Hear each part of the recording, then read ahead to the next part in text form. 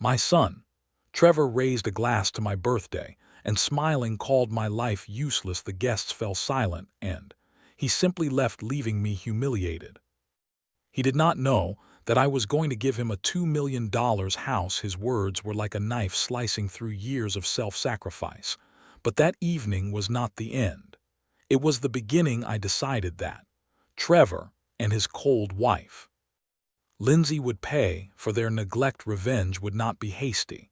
It would be just, and I knew where to start. Before we continue, please subscribe to the channel and let us know where you are listening in the comments. The restaurant buzzed with the clink of glasses and forced laughter, but the air turned heavy the moment Trevor raised his glass. His words, calling my life wasted, still hung like smoke, choking the room. I gripped my wine glass, the stem cool against my palm, and forced a smile that felt like a crack in my face. The guests, a mix of Trevor's business friends and a few of my old neighbors, stared at their plates. Silence screamed louder than any insult. Trevor leaned back in his chair, smirking, his tie loosened like he'd already won. Lindsay, his wife, sat beside him, her diamond earrings catching the chandelier's light. She sipped her wine, her lips curling just enough to show she enjoyed the show. My chest burned, but I kept my voice steady. "You done?" I asked, low, almost a growl. He laughed, sharp and mean. "Done, Dad, I'm just getting started. You sit there acting like you're some saint, but what do you got this?" He waved a hand at the restaurant, at the half-eaten cake with "Happy 60 seconds" scrolled in icing. "You're a nobody." Always were the words, hit like a slap. But I didn't flinch, not. Yet I thought of the deed to the house, $2 million, my life savings, meant for him and Lindsay. It was supposed to be my gift, my way of giving Trevor the life I never had. Now that deed felt like a stone in my pocket, heavy and useless. Lindsay leaned forward, her voice smooth as silk. "Frank, we don't need your approval. We've earned our place." She paused, her eyes flicking over me like I was a stain on her dress. "You're just here." I set my glass down. The clink echoed. "I was going to give you something tonight," I said, my voice calm, though my pulse hammered. "A house paid in full. But after this." I looked at Trevor, then Lindsay. "Forget it." The room froze. A woman at the next table gasped. Trevor's face twisted, his cheeks flushing red. "You're lying," he shouted, slamming his fist on the table. Wine sloshed from a glass, staining the white tablecloth like blood. "You a house? You're too cheap to buy a new car." I didn't answer. I didn't need to. The truth was in my eyes, and he saw it. His rage boiled over, and he stood, knocking his chair back. "You're pathetic, Dad, always playing the victim. I'm done with you." Lindsay grabbed his arm, her nails digging into his sleeve. "Let's go, Trev. He's not worth it." She shot me a look, cold, dismissive, like I was garbage left on the curb. They stormed toward the door, Trevor's shoes squeaking on the polished floor. The door slammed behind them, the sound sharp as a gunshot. The guests muttered, avoiding my gaze. The waiter hovered, unsure, then started clearing plates. The table was a mess, crumpled napkins, half-eaten food, and that damn cake no one touched. I sat there alone, the tick of the restaurant's clock drilling into my skull. 62 years. And this was my reward: a son who spat in my face, a daughter-in-law who saw me as a relic. I paid the bill, my hand steady despite the storm inside. The night air hit me as I stepped outside, cool and sharp. I didn't go home, not yet. I walked, the city lights blurring as my mind churned. Trevor's words replayed, each one a cut deeper than the last. But something else stirred, a memory faint but vivid of a promise I made long ago, a promise to myself. The house was too quiet, the kind of silence that presses on your chest. I sat in the living room, the only light from a lamp that flickered when the wind rattled the windows. In my lap was the family album, its leather cover worn from years of handling. I opened it, and there we were, me, Ellen, and Trevor, smiling at some long-gone picnic. His tiny hand clutched a balloon, his grin wide enough to break your heart. I traced the photo, my thumb smudging the edge. Where had that boy gone? My mind slipped back unbidden to the day I sold my old Honda. It was a beat-up thing, but it ran, and I loved it. Trevor was 18, accepted into a college I couldn't afford. I stood in the driveway watching the buyer drive it away, the cash in my pocket feeling like a betrayal. That money paid for Trevor's first semester. He hugged me that night, his voice thick with promise I'll make. You proud dad, I'll pay. You back, I believed him, God, I believed him. I flipped a page, another photo, Trevor at graduation, his cap tilted, his smile cocky. I'd worked double shifts at the firm crunching numbers until my eyes burned to cover his tuition when his first business flocked a tech startup. He swore would change the world. I bailated him out, wired him 50 grand without a second thought. He called me his hero, then said he'd never forget. The album felt heavier now. I turned another page, and there was Ellen's funeral. Trevor stood apart checking his phone while I shook hands with mourners. He didn't stay long, got a meeting, Dad. He mumbled and left me in that empty church. I hadn't cried that day. I didn't know how the silence in the house grew louder, broken only by the creak of the floorboards. I closed the album, my fingers lingering on the cover. All those years, I told myself, it was worth it. Every late night, every missed vacation, every dream I shelved. They were for him, for Trevor. And what did I get? A son who called me a failure in front of a room full of strangers. My gaze drifted to the wall, to the clock. Ellen loved its ticking, was relentless, each second a reminder of time I couldn't get back. I stood the album, sliding to the couch. Enough, I'd spent too long waiting for Trevor to be the son I raised. He wasn't that boy anymore, maybe. He never was. I crossed the room to my desk, the floor cold under my socks. My laptop sat there. It screamed dark. I opened it, the blue light harsh against the dim room. My hands hovered over the keys. I didn't know exactly what I was looking for, but I knew one thing: I wasn't going to sit in this silence anymore. Not tonight, not ever again. The laptop's glow lit my face, casting shadows on the walls of my study. The clock on the shelf ticked steady as a heartbeat, urging me forward. I typed Trevor's name into the search bar. My fingers deliberate. Articles popped up, his name tied to a string of business deals, each shakier than the last one. Headline caught my eye: local entrepreneur faces scrutiny over unpaid debts. I leaned closer, a grim smile tugging at my lips. So Trevor was in trouble. Good. I scrolled, piecing together the mess he'd made. His latest venture, some fintech startup, was bleeding. Money, investors were pulling out. I remembered him bragging about it last year, all swagger and promises of going big. I'd warned him. It sounded shaky, but he'd laughed me off, called me out of touch. Now here was proof he'd overplayed his hand. My mind flicked back to a moment 2 years ago. Trevor over dinner boasting about a game-changing deal. I'd asked questions, simple ones, about cash flow contracts. He'd snapped, told me to stick to my boring spreadsheets. I'd let it go. I always let it go. Not anymore. I grabbed my phone and dialed Jack, an old friend from my days as a financial consultant. He picked up on the second ring, his voice growly but warm. Frank, hell, it's late. You okay? I need a favor, I said, keeping my tone even. Trevor's business. I want details off the record. Jack paused, then chuckled. Your kid's been playing with fire, hasn't he? I've heard whispers. Give me a day, I'll dig up what I can. He's not my kid anymore. I said the words sharper than I meant. Jack didn't push. He promised to call tomorrow, and hung up. I set the phone down, my pulse steady. For the first time in hours, I pulled a notepad from the drawer, the paper crisp under my pen. I wrote, Trevor, debts, bad deals. Then Lindsay, image, social media. She was an influencer, her life a curated lie on Instagram. One crack in that facade, and she'd crumble. I'd seen her type before people who lived for likes, not truth. Her weakness was as clear as Trevor's. The pen scratched as I jotted ideas, quiet moves, nothing flashy. I wasn't some cartoon villain. This was about justice, about showing them I wasn't the nobody they thought. I'd spent decades building a life, a fortune, while they squandered theirs. They'd underestimated me. That was their mistake. I stood, crossing to the study's door. I closed it, the click solid, final. The room felt different now, like a war room instead of a refuge. The clock ticked on, but it didn't bother me anymore.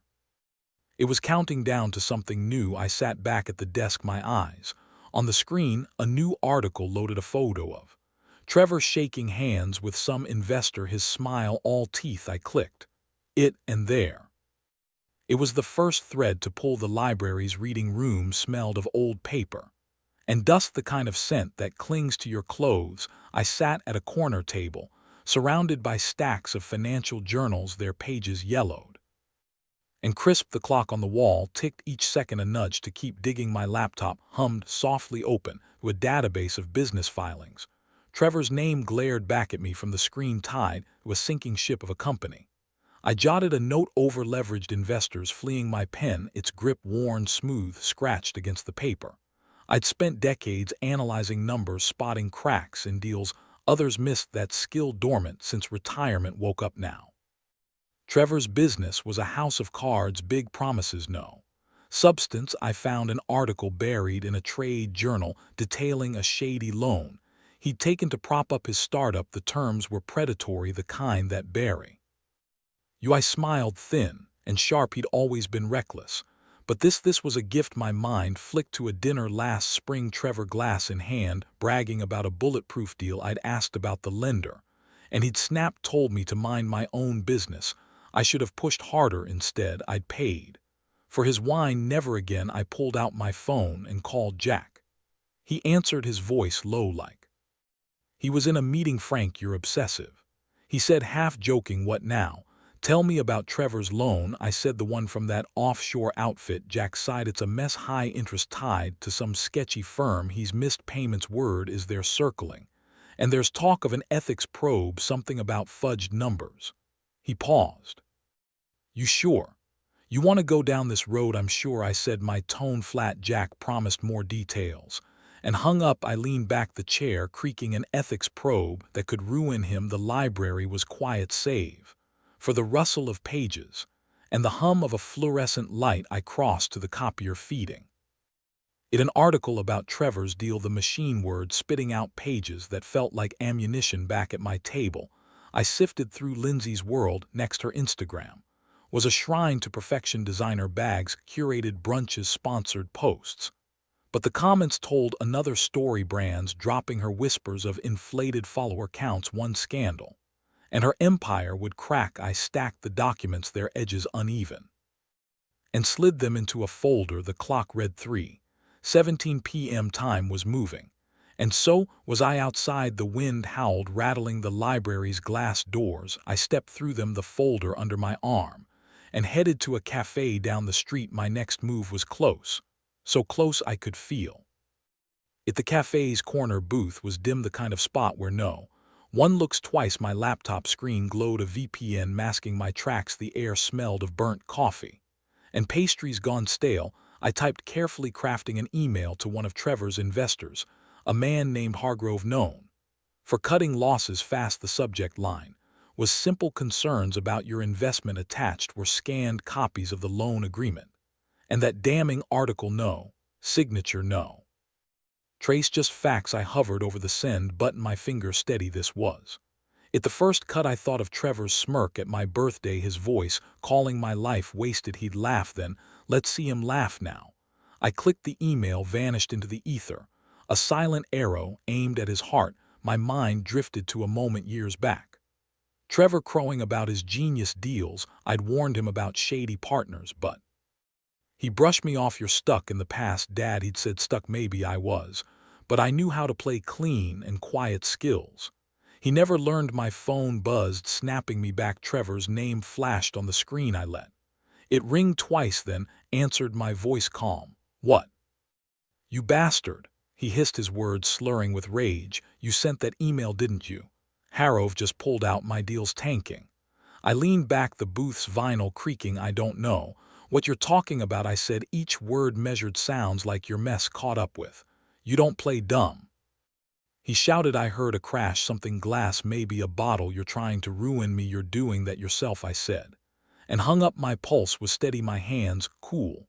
I checked my inbox, a reply from Harrove's assistant. "Mr. Harrove is reviewing the materials and has paused all commitments." Perfect. The cafe's clock ticked, its hands creeping toward evening. Trevor's thread echoed, but it was empty.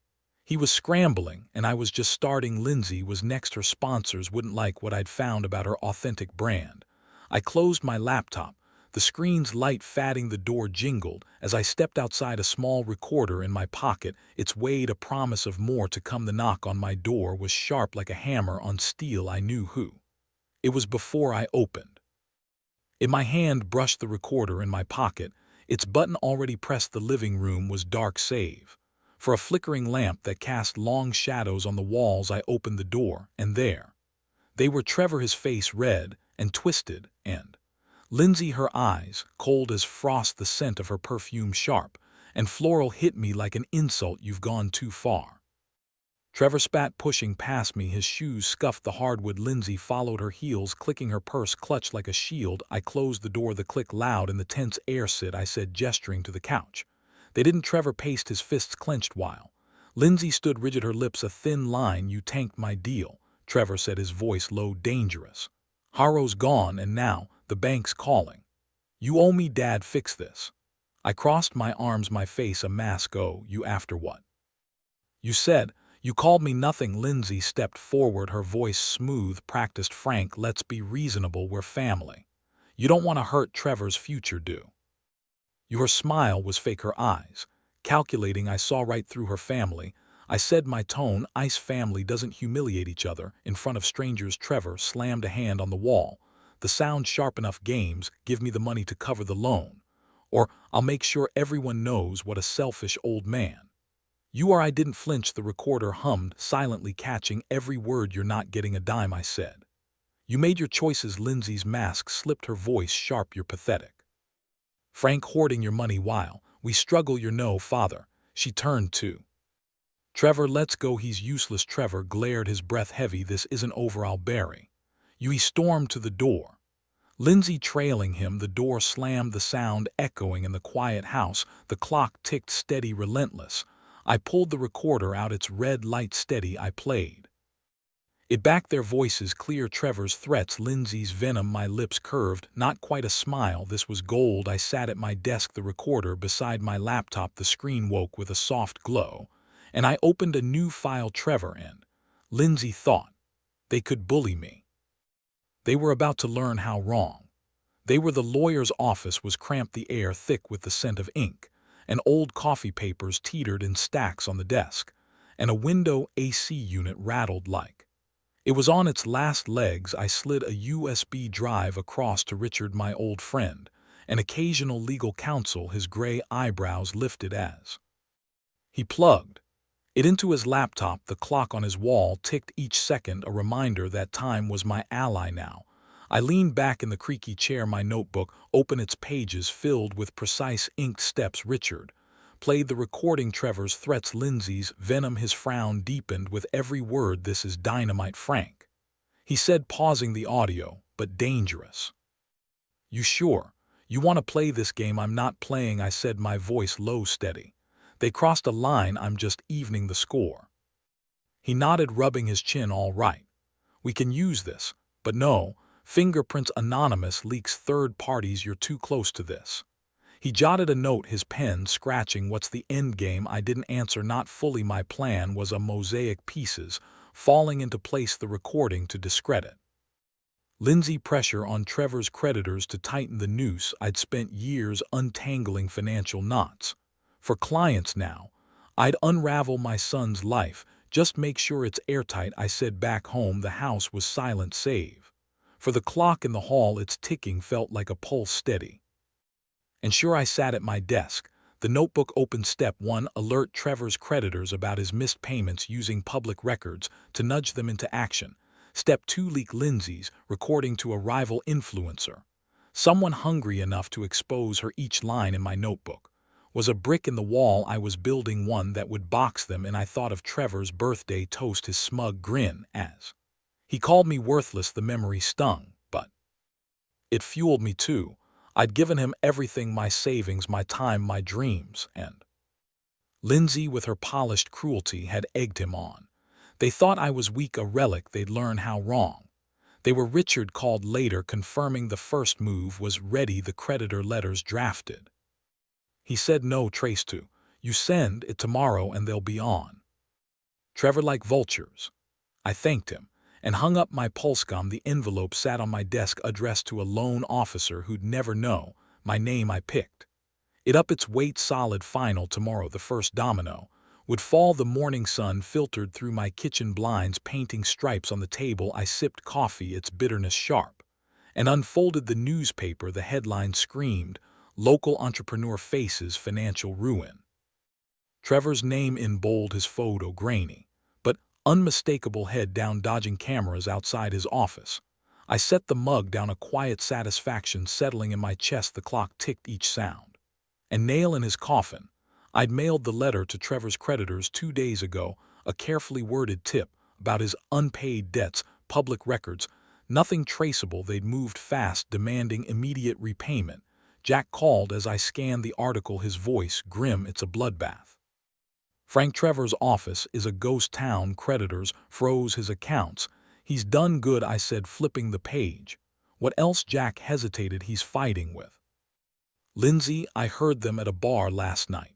She was screaming about her brand how he's dragging her down. He chuckled darkly they're cracking I remembered. Trevor at 25 eyes, bright promising to build an empire I'd believed him poured money into his first venture when. It tanked. He blamed everyone, but himself you're too cautious Dad he'd said, cautious that caution was my weapon now. The article detailed Trevor's fault investors bailing contracts, canceled a lawsuit looming I leaned back the chair creaking every word was a brick I'd laid every failure a step closer to justice Jack's voice cut through my thoughts. You didn't hear this from me but Trevor's begging, for a bailout no. One's biting let him beg I said. And hung up I opened my laptop the screen waking with a soft glow social media, buzzed with Trevor's name, mocking memes, angry comments from former partners. He was unraveling, and I was watching from the sidelines untouched, but Lindsay was still standing her Instagram, a facade of calm that wouldn't last. I thought of the recording, her voice dripping with contempt one move, and her sponsors would scatter. I clicked to a rival influencer's profile, someone with a grudge. And a big audience my fingers hovered over the keyboard ready to strike. The living room was dark. The only light from my laptop screen, I'd sent the recording to a blogger named Kay, a rival who clashed with Lindsay online. The email was anonymous, the file untraceable now. I scrolled through Lindsay's Instagram, her latest post a desperate plea. Ignore the lies, I'm still your girl. The comments were brutal, fans turning sponsors silent. Her phone, I imagined, was dark. It screened a mirror of her fatting influence. The clock on the mantel ticked, counting down her reign. Kay had moved fast. She'd posted the recording last night. Lindsay's voice, clear, he's useless, pathetic. The clip spread like fire, racking up views. Brands dropped Lindsay within hours, their logos vanishing from her profile. I leaned back, the couch creaking, and let a small smile form. She'd called me invisible at a party once, her laugh sharp as glass. Invisible, not anymore. I thought of that night, her standing by Trevor, both of them mocking me in front of their friends. I'd swallowed the hurt, gone home, sat in this same room now. The silence felt different, powerful, like the calm before a storm. I refreshed the page, a new post from Lindsay, a shaky video. This is a misunderstanding, I'm not that person. Her mascara was smudged, her voice thin. The comments tore her apart. Jack called, his tone gleeful. Lindsay's done. Walter, no. Sponsors, no. Invites, she's radioactive. He paused, you're playing a hell of a game. No game, I said, my voice even, just consequences. I hung up my eyes. On the screen, a news site ran a story, influencers fall shock, Chicago elite Lindsay's foe. Her smile forced, stared back. I closed the laptop, the click sharp in the quiet house. I stood stretching and glanced at the clock, late. But I wasn't tired. Chad and Lindsay were cornered, their lives crumbling under the weight of their own greed. I'd planned every step and it was working, but I wasn't done. Not yet. A knock at the door broke the silence, hard and urgent. My pulse quickened, but I didn't flinch. I knew who it was. I crossed the room, my step steady, and reached for the handle. The knock came again, harder, rattling the door frame. I stood in the dim hallway, the clock on the wall ticking like a metronome. My hand rested on the knob, steady as I opened the door. Chad and Lindsay stood there, soaked from the rain, their faces drawn and desperate. Chad's shirt clung to him, wrinkled, the collar askew. Lindsay's makeup streaked down her cheeks, her eyes red and hollow. The scent of wet asphalt followed them, sharp against the warmth of my house. Dad, Chad started, his voice cracking. "We're sorry. We were wrong, please." He stepped forward, his shoes squelching. Lindsay clutched her purse, her knuckles white. "You've got to help us," she said, her tone soft, almost pleading, but her eyes betrayed a flicker of calculation. I didn't move. The memory of Chad's toast burned in my mind, his smirk, his words, "Your life's a waste." I saw Lindsay's cold smile, her dismissal of me as nothing now. "Here." They were broken, begging help. "You," I said, my voice low. "Even after what you did?" Chad's face twisted. "We lost everything, the business, the sponsors, everything's gone." His hands shook and he ran one through his wet hair. "You did this, didn't you? But I'm your son. You can't just destroy me." Lindsay touched his arm, her voice smoother. "Walter, we're family. You're better than this. Let's fix it together." Her words were honey, but they rang hollow, like a script she'd rehearsed. I stepped back, my gaze hard. The clock ticking filled the silence. "You made your choices," I said. "You spat on everything I gave. You family. You don't know the meaning of it." Chad lunged forward, his voice rising. "You're heartless. You ruined us." I held up a hand, stopping him cold. Lindsay grabbed his sleeve, her nails digging in, but her eyes stayed on me, searching for a crack. She found none. "Get out," I said, each word deliberate. "You're not welcome here." Chad's jaw dropped, his breath ragged. Lindsay's face hardened, her mask slipping. "You'll regret this, Walter," she hissed, but her voice trembled. I opened the door wider, the rains patter against the porch. They hesitated, then turned, Chad muttering under his breath. The door closed with a heavy thud, locking them out. The silence that followed was thick, unbroken, except for the clock's steady rhythm. I walked to the living room, my steps slow. On the mantel sat a framed photo of Emily, her smile soft, timeless. I touched the glass, my fingers lingering. "You'd have hated this, Em," I murmured, "but it's done." The weight of the night settled, but it wasn't heavy, it was final. The sun blazed over the community center, its lawn dotted with balloons and banners. A crowd milled about, their chatter warm, excited. I stood at a podium, the microphone cool in my hand, a bronze plaque gleaming behind me. "Emily Greenwood Foundation." The air smelled of fresh grass and hope. The clock tower nearby ticked. Its sound faint, but present a reminder of time moving forward. I cleared my throat, the crowd quieting. "This foundation," I said, my voice steady, "is for families who need a hand up, for kids who deserve a chance. It's Emily's dream. And today it's real." Applause erupted, hands clapping, faces smiling. I scanned the crowd, neighbors, strangers, a few old colleagues. "No. Chad, no. Lindsay, just people who believed in this." Emily's face flashed in my mind, her laugh bright as we planned a future of giving back. We'd never gotten there together, but I was here now, honoring her. My chest tightened, but I pushed through, shaking hands as people approached. A young mother thanked me, her son clutching a scholarship letter. "This changes everything," she said, her eyes shining. I nodded, words caught in my throat. An organizer, a wiry man named Paul, leaned in as the crowd thinned. "Heard your son's in rough shape," he whispered. "Skip town, they say." I shrugged, my face neutral. "That's his story, not mine." Paul nodded, letting it drop. "The rumors didn't matter. Chad and Lindy were shadows now. There lives a cautionary tale." The ceremony ended, and I walked to my car, the sun warm on my back. The foundation was funded, millions from my savings, built over decades of quiet discipline I'd never flaunted. It never needed to now. It was Emily's legacy, not just mine. The thought steadied me like a hand on my shoulder. I reached my car, pausing at the mailbox nearby. A single envelope waited, the handwriting unmistakably Chad's. My fingers brushed it, the paper rough. I slipped it into my pocket, unopened. The clock tower chimed its notes, carrying on the breeze.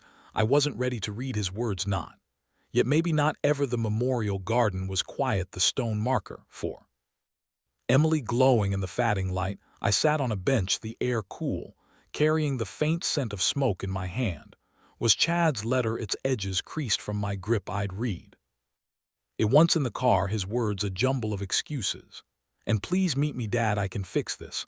I shook my head, the paper trembling slightly. "Fix what?" The years of disdain, the betrayal. There was nothing left to mend. I struck a match, the flame small but fierce. The letter caught fast, curling into ash that drifted to the ground. The fire felt right, cleansing, like shedding a weight I'd carried too long. The clock on my wrist ticked, its rhythm a quiet promise of days ahead I thought of Emily her dream of seeing Italy cobblestone streets, warm cafes we'd planned.